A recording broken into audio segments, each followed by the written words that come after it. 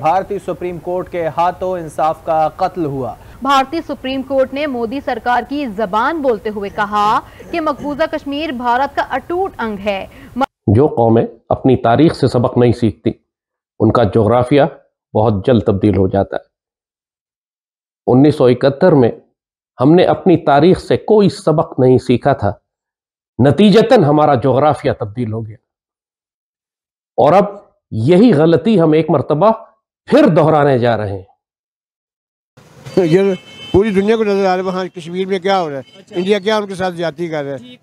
India के मुसलमानों के हालात तो ये हैं कि इस वक्त आवाज उठानी चाहिए। तो उनका ख्याल था कि अब कश्मीर जो हिंदुस्तान की तरफ है उसमें लोग जो है वो किडनैप होना शुरू हो जाएंगे, लोगों को जो है वो गायब कर दिया जाएगा, वहां पे अब हंगामा शुरू होगा।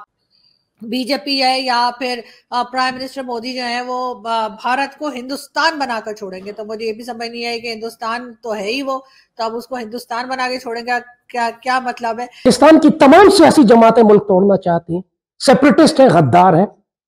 एक कोई बलूचिस्तान साथ मिला के ग्रेटर सिंध और सिंधु देश बनाना चाह रहा है, कोई ग्रेटर पंजाब बनाना चाहता है, कोई पाकिस्तान की रियासत के खिलाफ ऐसे ऐलान जंग कर चुका है कि हमें इक़्तिदार न मिला तो हम पाकिस्तान को आग लगा देंगे। कश्मीर की जदोजहद आज़ादी पर तो फर्क नहीं पड़ता, अलबत्ता भारत की हुकूमत ने बजरिया सुप्रीम कोर्ट यूएन के चार्टर की कौम सतह की करारदादों की संगीन खिलाफवर्जी की है। इसका खामोशी न करे ना, जैसे उसने वो किया था ना, उसमें जब इंडिया को सिविल न्यूक्लियर डील मिली थी हम खामोश रहे और वो इंडिया के हक में फैसला हो गया। हमारे माइटी भी देखते रहे कि पाकिस्तान इख्तिलाफ करेगा तो हम भी बात करेंगे। तो पाकिस्तान को फौरी तौर पर जो है वो सिक्योरिटी काउंसिल से रजू करना चाहिए, वो इस मामले पर जो है अपनी आवाज को उठाए। पाकिस्तान से लेकर के भारत के मुसलमान मातम मना ही रहे हैं। आज मातम दिन है। आज सिर्फ पाकिस्तानियों के लिए मातम का दिन नहीं है, आज भारत के मुसलमानों के लिए भी मातम का दिन है। इस वक्त पूरा पाकिस्तानी मीडिया, सोशल मीडिया उठा के देख लीजिए, सियासी जमातों का मिजाज क्या है। एक दूसरे को धमकियां दे रहे हैं, बार बात पे कहते हैं हम पाकिस्तान तोड़ देंगे और हमें पाकिस्तान नहीं बचेगा और पाकिस्तान को हम खत्म कर देंगे। ये सारे जलील और कमीने नापाक सियासतदान जिन पर करप्शन के, गद्दारी के, खयानत के मुकद्दमात हैं, जो दुश्मन ताकतों के साथ मिलकर पाकिस्तान तोड़ना चाहते हैं।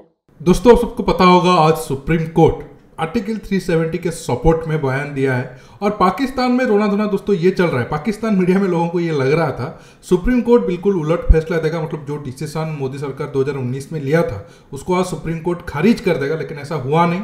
अब हंसी की बात ये है, पाकिस्तान मीडिया में ये धमकी दिया जा रहा है अब वो यूनाइटेड नेशन जाएंगे और इस मामले को वहां पर उठाएंगे। मतलब जो खुद IMF के सामने मतलब गिड़गिड़ाकर $1 बिलियन का भीख मांग रहे हैं, उनको लग रहा है कि यूनाइटेड नेशन अब तैयार बैठा होगा कि अब पाकिस्तान आएगा और अब हम कश्मीर पर पाकिस्तान के सपोर्ट में कोई फैसला देंगे। इससे हंसी की बात या फिर मजाक की बात तो नहीं हो सकता है, लेकिन ये पाकिस्तान में पॉसिबल है। अब आप पाकिस्तान मीडिया में जो भी डिस्कशन चल रहा है इस बात को लेकर आप एंजॉय करिए। मैं मिलूंगा आप सबसे वीडियो के आखिर में, और आप सबसे रिक्वेस्ट है वीडियो को ज्यादा से ज्यादा लाइक शेयर करना बिल्कुल मत भूलिएगा, क्योंकि अब लश्कर तैयबा का काम नहीं हो पाएगा जम्मू एंड कश्मीर में। अब यासीन मलिक जैसा कोई पाकिस्तान के वजीर आजम का दलाल नहीं बन पाएगा।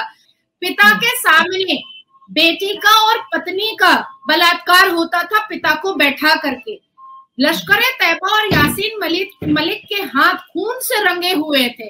अब्दुल्ला फैमिली और मुफ्ती फैमिली ने जिस हिसाब से आतंकवादियों का समर्थन किया था और कश्मीर को खून की नदी बनाने में जो उनका सहयोग था, वो तो 370 उसको कंट्रोल नहीं कर पाया था, बिल्कुल भी कंट्रोल नहीं कर पाया था। 1954 से लेकर के जिस हिसाब से कश्मीरी पंडितों का जेनोसाइड किया गया, नरसंहार किया गया, उसके बाद 1989 और 1990 में बेनजीर भुट्टो के कहने पर यासीन मलिक और लश्कर तैयबा जो पाकिस्तान का जिहादी जो टीम है, टेररिज्म ऑर्गेनाइजेशन है, उन्होंने जो हालात जम्मू कश्मीर के किए थे तो उसमें तो 370 का कोई वैल्यू नजर ही नहीं आया था, किसी भी तरीके का कोई वैल्यू नजर ही नहीं आया था। बच्चों के हाथ में पत्थर, युवाओं के हाथ में चापड़, गोली, बम, बारूद और जो अधेड़ उम्र के मुसलमान मर्द थे उनके हाथ में और उनके बिस्तर पर कश्मीरी पंडित की बेटियों को बेआबरू और बेइज्जत और अल्लाह अकबर के नारे पर बलात्कार किया जा रहा था। मुझे नहीं लगता कि कोई खास इम्पैक्ट होगा, इसलिए कि पहले भी बहुत से लोग एक्सपेक्ट कर रहे थे कि इस तरह का फैसला आ सकता है, और इससे हमारी साइड पे तो कुछ नहीं होगा। यही है कि खैर रिश्तेदारियां तो और भी बहुत लोगों की हैं, हमारी भी इंडिया में बहुत से लोगों से रिश्तेदारियां हैं और वो रिलेटिव्स वहाँ रहते हैं, इसलिए कि जाहिर है जब वहाँ से लोग यहाँ आए थे तो सबको तो नहीं ले आए थे। लेकिन बात सारी यही है कि जैसे मैंने पहले कहा कि अगर पाकिस्तान को इसके ऊपर इस इशू को सॉल्व करना है तो अब बात आगे निकल गई है। अब बात उस तरह से नहीं होगी कि जो पहले जंग हुआ करती थी या लड़ाइयां हुआ करती थी, एयर स्ट्राइक हो रही है, ये सारे जो नौटंकियां होती थी अब नहीं हो पाएंगी। अब पाकिस्तान को भी कुछ ना कुछ डेवलपमेंट करके और अपनी साइड के कश्मीर में खास तौर पे काम करके दिखाना पड़ेगा, ताकि जो लोग वहां रहते हैं वो इस बात को महसूस करें कि उनका ख्याल किया जा रहा है, उनको उनके राइट्स दिए जा रहे हैं। वहां पे बहुत प्रोटेस्ट चलते रहते हैं जिसको हमारा मीडिया कवर नहीं करता और हमें तो खैर पता लगता रहता है। तो इस वजह से यहाँ पर जब तक ये सब कुछ नहीं होगा तो फिर तो बगैर जंग के ही भारत जीत जाएगा, क्योंकि जैसे बाकी सारी कंट्रीज देख ही रहे हैं आप लोग कि वो जाके वहां पे इन्वेस्टमेंट भी कर रहे हैं। मुफ्ती परिवार और अब्दुल्ला परिवार बेनजीर भुट्टो की जुबान बोल रहे थे। मुफ्ती परिवार और अब्दुल्ला परिवार लश्कर तैयबा की जुबान बोल रहे थे। बच्चों का कोई मुस्तकबिल नजर नहीं आ रहा था, युवाओं का कोई मुस्तकबिल नजर नहीं आ रहा था।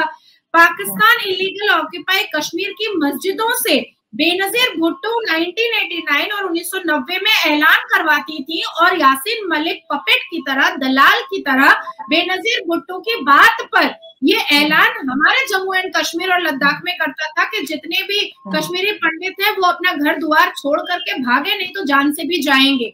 करोड़ों की भीड़ में जो कश्मीरी पंडित और वाल्मीकि परिवार के लोग जो कश्मीर को छोड़ करके अपनी जान बचा करके अरबों खरबों की प्रॉपर्टी को छोड़ करके जो भागे थे और जो इधर उधर हमारे भारत के विभिन्न राज्यों में जो बसे थे, उनको न्याय मिला है। जो मुसलमान इस वक्त पिस रहा है, मार खा रहा है, उसके हवाले से मुसलमानों को उठना चाहिए। कहते हैं ना हम आज़ाद हैं, मेरी नज़रों में आज़ाद नहीं है। वो पूछो कैसे? ये जो हमारे हुक्मरान हैं, हर मर्जी उनकी चल रही है, खाने में उनमें चल रही है, पीने में उनकी चल रही है, सफर में उनमें चल रही है, जहाँ पे मर्जी पर रोक लेते हैं। देखिए, जैसे अर्जुन जी ने कहा था, हालांकि मेरा स्टैंड तो बिल्कुल पिछले 4-5 साल में यही है, भारत को पीओके या फिर बाकी पाकिस्तान का हिस्सा हमारे साथ मिलाने के लिए कोई जंग करने की जरूरत है नहीं। अब हमें हमारा इकोनॉमी को फोकस करना है और थोड़ा बहुत नज़र रखना है कि पाकिस्तान का इकोनॉमी ज़्यादा ऊपर ना जाए।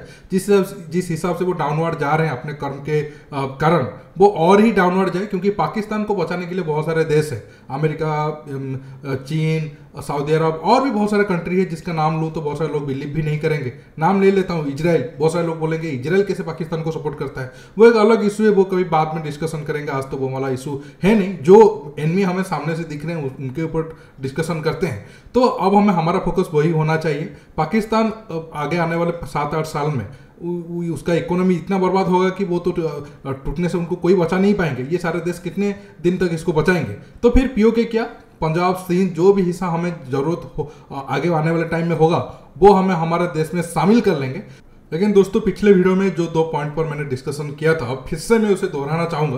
पहला पॉइंट है कि जितना रोहिंग्या है, चाहे वो इशू आप जम्मू कश्मीर में कर रहे हो ना भी कर रहे हो, उन सबको निकाल कर जम्मू कश्मीर के भारत से फेंकना चाहिए। भारत कोई धर्मशाला है नहीं। ये लोग भारत को दिन भर गाली देंगे कि नहीं भारत इस्लाम विरोध है, मुस्लिमों को भारत में सताया जा रहा है, लेकिन जब कहीं प्रॉब्लम होगा तो भारत में आकर ही उनको मरना है। भारत ही क्या, आप दुनिया भर में देख लो, जितने भी इस्लामिक कंट्री है, अगर वहां पर कुछ प्रॉब्लम होता है वो दूसरे इस्लामिक कंट्री में नहीं जाते हैं, वो जाते हैं या तो यूरोप या फिर नॉन इस्लामिक कंट्री जाते हैं और वहां पर जाकर बर्बादी करते हैं। वही हाल भारत का है। तो इनको अगर इतना प्रॉब्लम है, इनको भारत से क्या, जम्मू कश्मीर कोई भी मतलब प्लेस में अगर रोहिंग्या या फिर इलीगल बांग्लादेशी है, उनको सबको निकालना चाहिए। और दूसरा, कश्मीर पंडित कितने कितने जल्द ज़्यादा से ज़्यादा नंबर पर जाकर कश्मीर में हम उन्हें सेटल्ड कर पाए, वो नीति सरकार लाए। 9-10 साल हो गया है, अब हम ज़्यादा इंतजार नहीं कर सकते हैं कि नहीं मामला और थोड़ा सुधार होगा या फिर हम कोशिश कर रहे हैं। ये सारे बातों पर कोई बिलीव नहीं करेगा। इस मामले पर ये सरकार एक तरीके से आप कह सकते हो पीछे जा रहा है और इसे सुधारना चाहिए, क्योंकि आप देख सकते हो अपने ही देश में अगर लोग